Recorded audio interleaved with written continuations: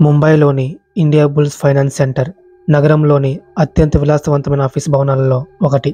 కానీ రాత్రి 12 దాటాక ఆ బిల్డింగ్కి వేరే రూపం వస్తుందని చాలా మందికి తెలియదు. 2015లో అదే భవనంలో డిఎన్ఏ మరియు హిందుస్థాన్ టైమ్స్ ఆఫీసులు ఉండేవి. డిఎన్ఏ ఆఫీస్ 11th ఫ్లోర్లో ఉండేది. హిందుస్థాన్ ఆఫీస్ 9th ఫ్లోర్లో ఉండేది. ఫోటోగ్రాఫర్లు ఎక్కువగా రాత్రి వేళ పార్టీలను కవర్ చేసి అర్ధరాత్రి తర్వాత ఆఫీస్కు వచ్చి ఫోటోలు డౌన్లోడ్ చేసుకునేవారు. ఆ సమయంలో వాళ్ళు ఎలివేటర్లో వింత సంఘటనలు ఎదుర్కొన్నారు.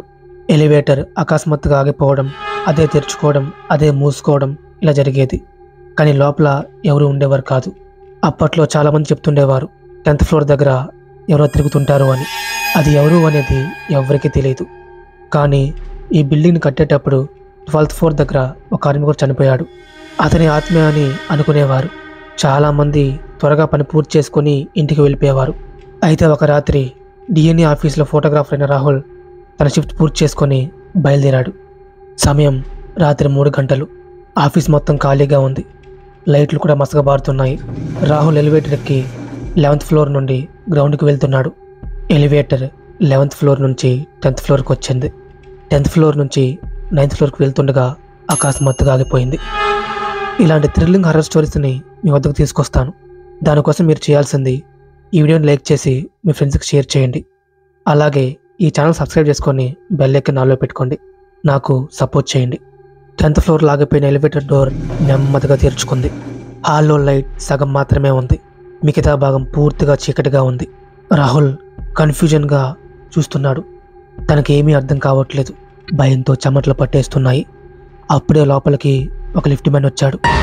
అతను ఎలా వచ్చాడో రాహుల్కి అర్థం కావట్లేదు. పాతకాలపు యూనిఫామ్, క్యాప్ ధరించి ఉన్నాడు. రాహుల్ ఆశ్చర్యపోయాడు. భయంతో తనకి ఏమీ అర్థం కావట్లేదు. ఆ సమయానికి లిఫ్ట్ మ్యాన్ రావడం సాధారణం కాదు. అతను ఒక్క మాట కూడా మాట్లాడకుండా రాహుల్ వైపు నిలబడి చూస్తూ ఉన్నాడు. ఆ చూపులో ఏదో వింత ఉంది. కళ్ళు ఎర్రగా ఉన్నాయి, శూన్యంగా కనిపిస్తున్నాయి. రాహుల్ అతన్ని చూసి చూడనట్టుగా చూస్తున్నాడు.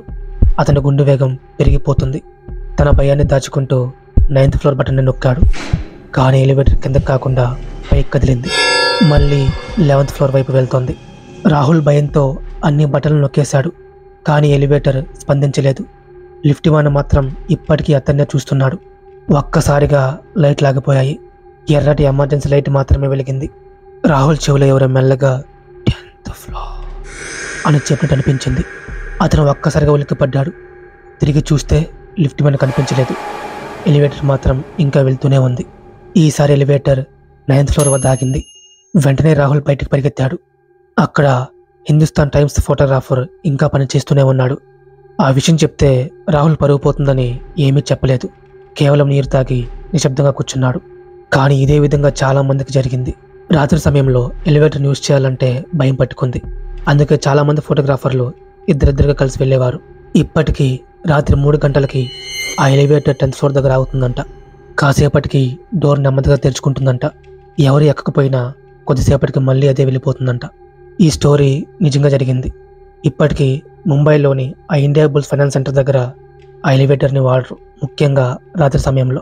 ఈ స్టోరీ మీకు ఎలా అనిపించిందో కమెంట్ చేయండి. అలాగే ఈ ఛానల్ సబ్స్క్రైబ్ చేసుకొని ఫాలో అవ్వండి. నాకు సపోర్ట్ చేయండి. Thank you.